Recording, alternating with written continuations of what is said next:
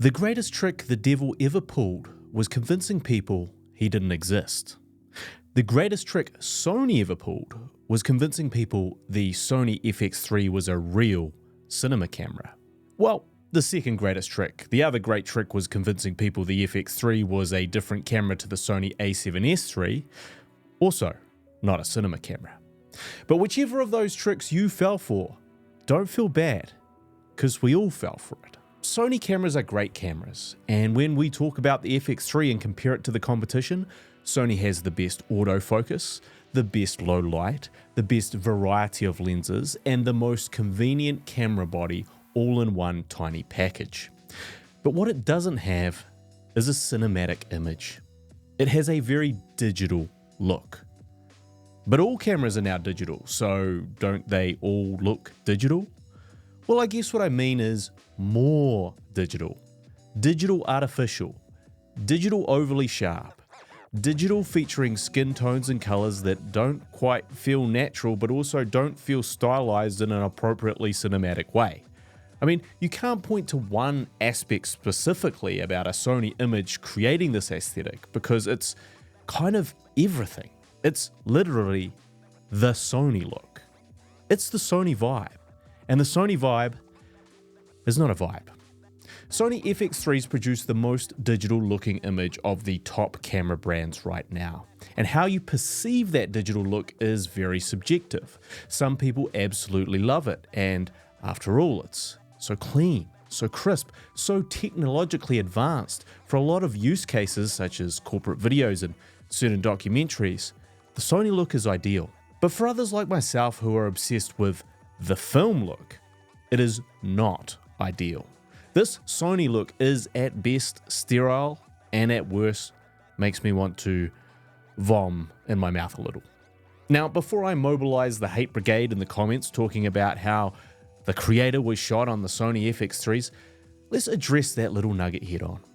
When you hold up the creator as a good example of what the Sony FX3 can do, while failing to acknowledge the lenses, lighting, locations, production design, costumes, color grading, and some of the best technicians and artists in the world behind the camera, you're failing to acknowledge what's really responsible for making that look rather than the camera itself. The creator is a great example of how a super talented team of individuals with a massive Hollywood budget managed to make the Sony FX3 not look like a Sony FX3. And if we take the creator out of the equation and talk about some of your favorite YouTube creators who use the Sony cameras and do make beautiful work with it, you'll start to notice a trend.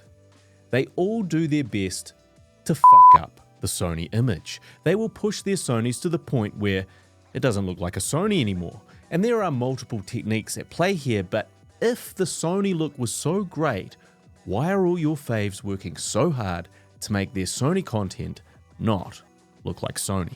Take a look at this example from my latest short film. This is one of the most stunning views I have ever captured on camera or seen in real life. It's on the Milford Track, one of New Zealand's most beautiful hikes. Now, this was filmed on my Sony a7 IV and S-Log 3. And at first glance, you might marvel like I did at this stunning view. But if you look a little closer, you can see exactly what I'm talking about and how the Sony look is both amazing and terrible all at once. You know, there's so much information in this frame. But look at the mountains. They almost look fake, like I composited them into the shot. But I didn't. I mean, I've added nothing to this image except a basic LUT. Those mountains are so weirdly sharp and detailed that they've become unreal. And this is the type of issue I'm talking about. At first glance, an epic vista. On second look, the sonification of this vista means it's heading towards uncanny valley territory, which is quite appropriate considering it's filmed in a valley. Digital. Now let's be very clear, I own a Sony a7 IV and a Sony a7S III. I also previously owned a Sony FX3 and I film all of my corporate video production on these cameras. I use these cameras daily. I swear by them. I replaced a Canon C70 in favor of an a7S III. I'm all in on Sony. And for that type of work, there's nothing better. but I have a love-hate relationship with my Sonys. I love what they can do. I hate the image they produce. You see, I want more from my Sonys. I want an image that truly makes good on the promise that the FX line of cameras should be called cinema cameras. I want Sony to create a film look, not the Sony look, just like some of the other cameras I have the good fortune to work with. Blackmagic. So how can we, the Sony users, make our images feel more like cinema and less like Sony? Well, fortunately, I've developed several strategies to help you fuck up that Sony image and transform it into something that's going to make you feel like much less of a dickhead and much more of a Deakins. I mean, that's a filmmaker reference, by the way. Let's start with the easiest way to get the film look on any digital camera, and that's use film emulation plugins.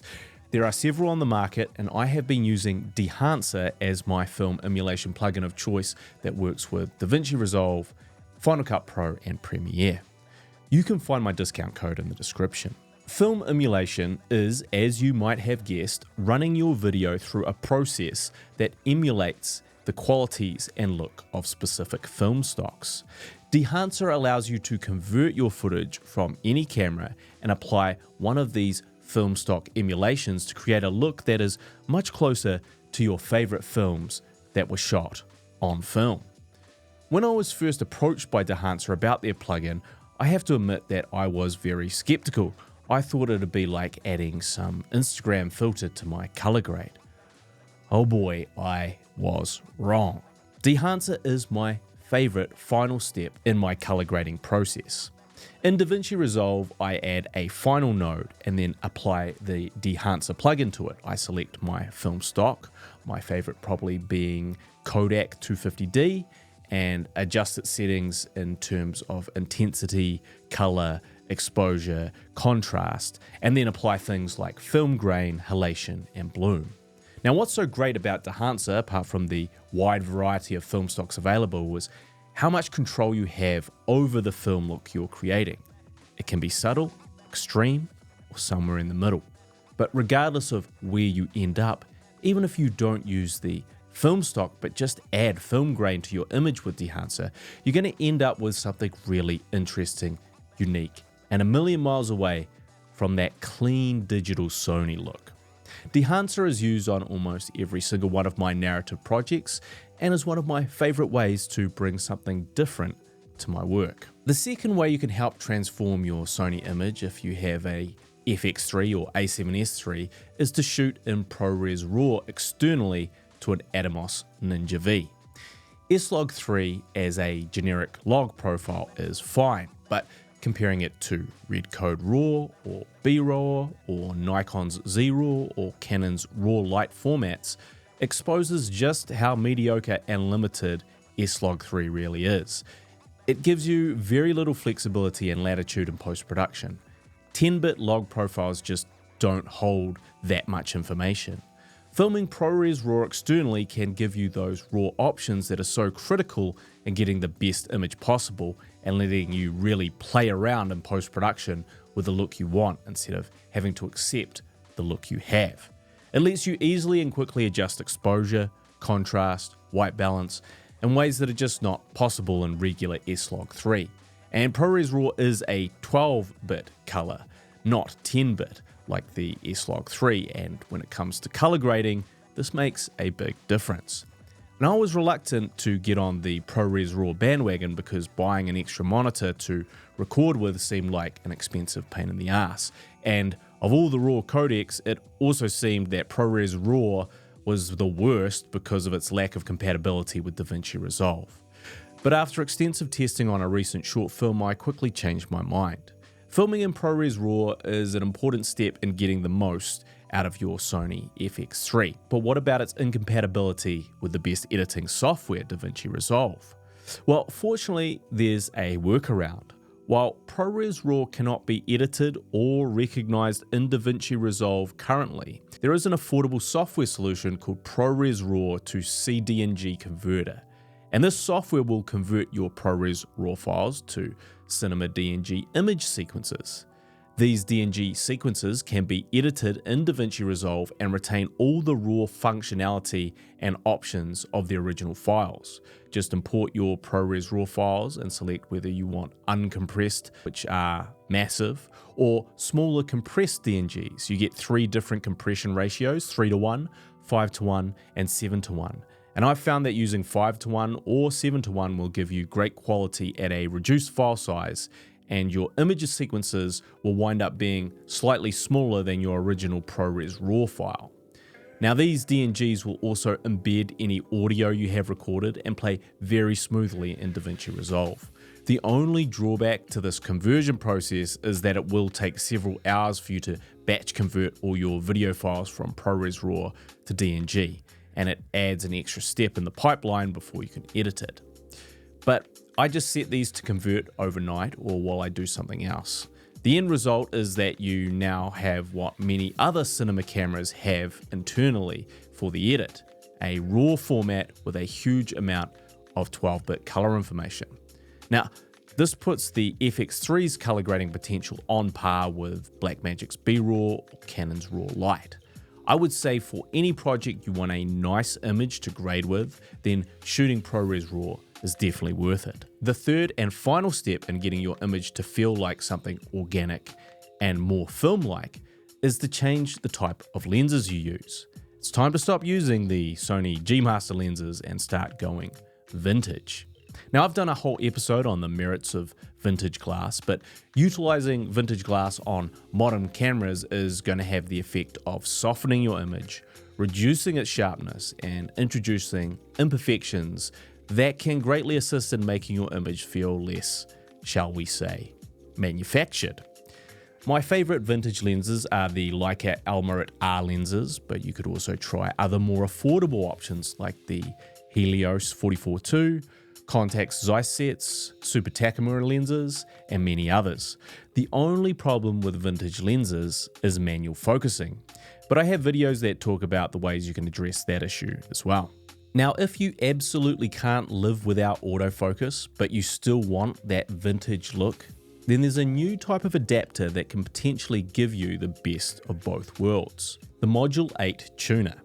Now this is a lens adapter that goes in between your camera and lens. They have EF to E mount, PL to E mount, and several other variations. It has electronic contacts which allows information to pass through so you can maintain autofocus with any electronic lens you mount with it.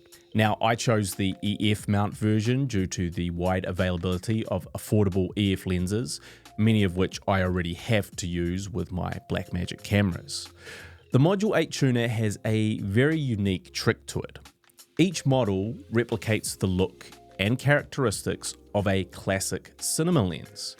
Version 1 imitates the look of the Super Baltar lenses, version 2 the Canon K35s, and version 3 recreates the aesthetic of anamorphic lenses.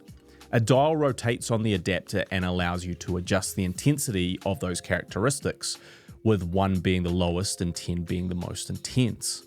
Now this means you can decide just how vintage you want your image to be with a lot more control. Do you want everything flared out and soft like some type of acid trip? Or do you just want a subtle touch of vintage?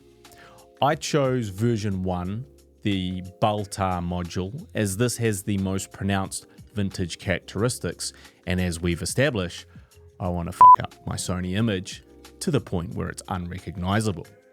Now, what you have to understand about these Module 8 adapters is that they work best at lower f-stops with fast lenses. Stop down to f2 and below, you can see just how crazy these vintage effects get, even if you don't have it set to the higher intensities. The real drawback is if you have a slower lens or you like to film, say, f3 and above, the Module 8's effects will be greatly diminished. So this can really limit how you use the adapter if you can't keep the lenses you use close to wide open. As soon as I move down to f2 or f1.8, suddenly you really experience the effects of the adapter. So how effective these Module 8 tuners will be for you depend on the lenses you use with them. I paired the tuner with my Sigma Art lenses. These lenses maintain autofocus, are very affordable, and can stop down to f1.4. These tests are done with the 50mm and 85mm. Look at the way the vintage features become more exaggerated at the edges of frame while staying relatively sharp in the middle. The Module 8 is not cheap at $1,300 for the EF to E mount and more for the PL to E mount, which could be the cost of an entire vintage lens set. But you can use this with any lens to make it vintage while keeping modern features like autofocus and electronic control. There's really nothing quite like it. And what if you pair a Module 8 with an actual vintage lens? Surprisingly, it doesn't necessarily have double the effect. This is what it looks like with my Leica Summicron at f2. While it's no doubt vintage, its effects are less pronounced than the Sigma lenses at lower f-stops. Which is ironic that you can pair the sharpest Sigma lenses with the Module 8 and get a more vintage look than if you pair the Sony camera with an actual vintage lens. This Sigma Module 8 combo is a great option if you want autofocus and you want to mix your look between the modern Sony style and the vintage style simply by adjusting the dial and lowering your aperture. So when we combine all three of our tools, the film emulation of Dehancer, the ProRes RAW recording of the Ninja V, and filming with the Module 8 tuner adapter, we get images like this. Now ask yourself, does that feel like a Sony camera? Or have we finally made good on the cinema part of Sony's cinema line? Check out the videos beside me for a deep dive on vintage lenses or a deep dive on Dehancer and film emulation. As always, I am the Savage Filmmaker, and I'll see you when I see you.